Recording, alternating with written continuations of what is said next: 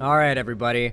So we got some news coming out of my home state of Florida, and as always, it's not good news. As usual, it's some awful, awful news. You see, the anti-vax movement probably has no stronger of a foothold in any other state than Florida. I shit you not, there is an entire large city-sized area of Florida that is a massive gated community. Now, when I say a gated community, you're probably thinking like, you see the gate and there's the walls, and then it's just like non-stop suburbs.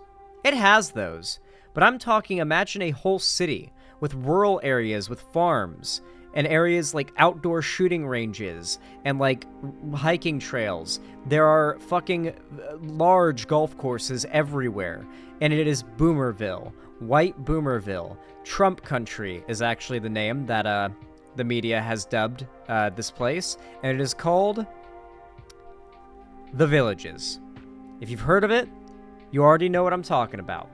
The Villages is like the core of the Florida conservative right-wing pro-Trump anti-vax stronghold hold, you know?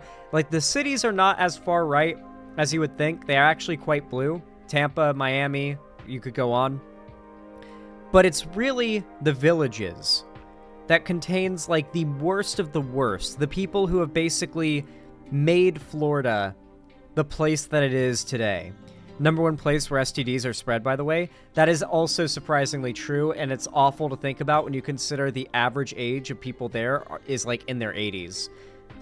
Yeah, it's really fucked. Anyway, Florida, of course, actively fought in every way, shape, and form against any form of medical guidelines to keep people from dying from COVID. And honestly, besides Trump himself, DeSantis and the way that Florida handled COVID is in large part to blame for why COVID is now endemic, a seasonal flu or virus that will never go away. We will continue to catch it, fight it off, catch it again, pretty much until it eventually kills us or something else does. And trust me, with the death rates already spiking as they have for COVID, seriously, look up how many people have died of COVID in America. It's really scary. That's only after like 5 years of COVID, like five years now it's been. So when you consider that, God, it's been 5 years. God, it's never ending. It's never going away. This is the world now. Like, the amount of people who have died since COVID started being a thing, that's just the beginning. COVID's not going anywhere. We've got an infinite amount of time into the future for COVID to burn its way through the population over and over and over again and continue to never go away. We have long since passed the point of no return. COVID is here to stay. Now, those policies don't just extend to COVID. Now, of course, the COVID stuff was all because Donald Trump handled it so poorly that the right has to continue to correct by saying COVID's still not a big deal, and that the vaccine is actually worse, even though Trump was the one who approved the vaccine in the first place. They all conveniently forgot that. Regardless, this is extended to other diseases as well. Measles, for the very first time in a very long time, has seen an outbreak, and it's in Florida. And despite this, Florida is refusing to comply with CDC guidelines. Florida is literally saying, nope, in response to the CDC saying, you've got to stop this measles outbreak. The Republican Party is now the party of inflicting biological warfare on the American people. It's not even a fluke anymore. It's not a coincidence. Now they've done it twice. In tonight's Health Watch, Florida's... Oh, I gotta stop the music myself. Hold on. All right, here we go.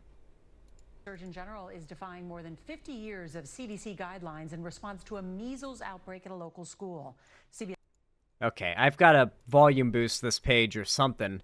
This is so quiet. What the hell? Let's see. Mrs. Manuel Bojorquez spoke with some frustrated parents.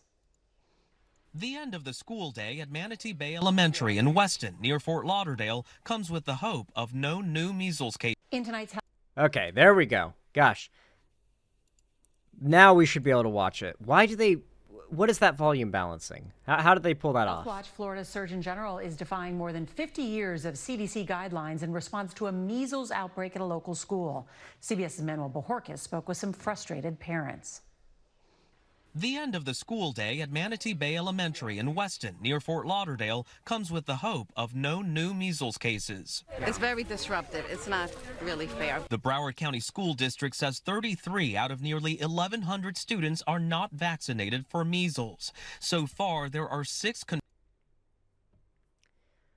The measles, mumps, rubella vaccine, MMR vaccine, is the most commonly taken recommended vaccine out there. Measles, mumps, rubella, MMR. If they haven't taken that, that means that the 33 out of 1,100 students in Florida have not gotten the MMR vaccine. The anti-vax movement has gotten to the point where we unironically have a statistically significant amount of children unvaxxed entirely, not just for COVID, but for measles, mumps, and rubella. And God knows what else they're not vaccinated for. And this is just the beginning. The anti-vax movement in Florida has fought for their quote-unquote rights to not get their kids vaccinated. There is no laws that can be leveraged to stop this. Florida has outright protected anti-vaxxer rights written into the law now. Confirmed cases of the highly contagious infection, which starts with cold-like symptoms 7 to 14 days after exposure, then a rash. For some, the disease can be deadly. I have not seen any outbreak of Republicans love measles death. in my 30 years as being an educator. Peter Licata is the Broward County Schools superintendent. There's been some questions about allowing unvaccinated students into the school during this time because it is so highly contagious. That would be the determination of the health department and the state. But Florida Surgeon General Dr. Joseph Ladapo is leaving a...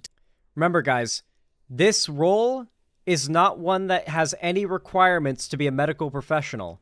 This guy is literally just a DeSantis yes man who does not believe COVID is real and thinks the vaccine is deadly. Like, literally, Florida's Surgeon General is an anti-vaxxer. Attendance decisions to parents, breaking with established medical guidelines, not recommending the vaccine nor requiring unvaccinated people to stay home. Dr. Randy Katz manages the emergency. The Florida government is protecting anti-vaxxers. They have every legal protection possible to get you sick and your kids sick.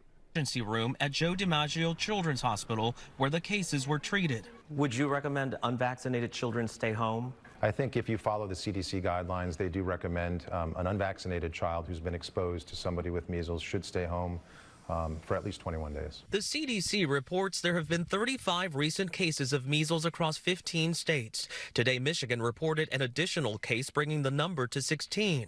The disease was declared eliminated from the U.S. in 2000, but we got 24 years of entirely eliminating a disease. And all it took was the conservative, like Republican populist movement of being anti-vax to bring outbreaks of a disease that has been extinct here for 24 years back. American children who did not have to grow up with this problem for 24 years now have to deal with it again because Donald Trump and the Republicans have made it a political line that must be towed, that you must be against vaccines, you must not let your kids get vaccinated. You know what's next, right? Florida opening up laws for parents to sue like their partners who get their kids vaccinated behind their backs. Like opening up laws for there to be cases for parents to sue doctors who have vaccinated their kids. They're basically going to try to make it so that as far as Florida is concerned, doctors are too scared to administer vaccines, much like with abortion and like contraception and any type of like procedure that might be categorized as an abortion legally since the overturning of Roe v. Wade in these red states, changing the definitions and the laws. If they can effectively scare every doctor from being too afraid to administer the vaccine in Florida, then they get what they wanted. They win. The war on medicine. Vaccination rates have since fallen below the 95% needed to achieve herd immunity. The measles, mumps, and rubella vaccine is extremely safe. We've been giving it to kids for decades. I had it. I had boosters for it. Literally every kid at my school that was capable of getting it, that didn't have an immune disorder, got it. Obviously, it's not harmful, but the MMR vaccine and the idea that it's dangerous started with the Jenny McCarthy documentary that she made about how it, like, I literally got false striked in my video, like, debunking anti-vaxxers for stating what her documentary says. So I'm going to not do that at risk of getting this video knocked down by YouTube, just like the other anti-vax debunk video, because YouTube does not distinguish, and I am too, like, YouTube only goes after small channels for this stuff, so you got to be real careful.